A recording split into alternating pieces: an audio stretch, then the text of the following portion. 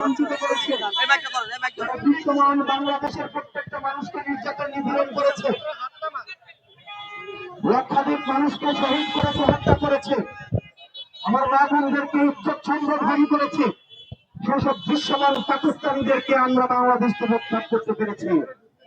কিন্তু পরিতাপের বিষয়, পাকিস্তানের দৃশ্যমান শক্তি বাংলাদেশ থেকে উৎখাত হলেও ভারতীয় যে আগ্রাসন, ভারতীয় যে আধিপত্য, সেটি এখনো পর্যন্ত বাংলাদেশে, এখনো পর্যন্ত বাংলাদেশের প্রত্যেকটি প্রান্তে এখনো পর্যন্ত রয়ে গিয়েছে।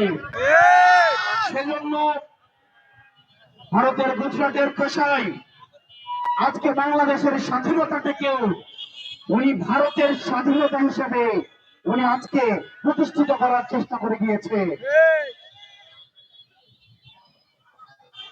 প্রিয় সংগ্রামী সচেতন জনগণ, আপনাদেরকে সচেতন থাকতে হবে। আমরা আমাদের দৃশ্যমান শক্তিকে ৭১ পরাজিত করেছি। আমাদের এই অদৃশ্যমান শক্তিকে পরাজিত করা শুরু হয়েছে ২৪ থেকে, এবং সে লড়াই অব্যাহত থাকবে।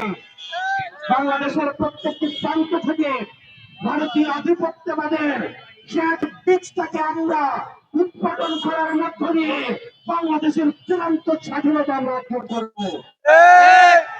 সে পর্যন্ত আপনারা ঐক্যবদ্ধ থাকবেন।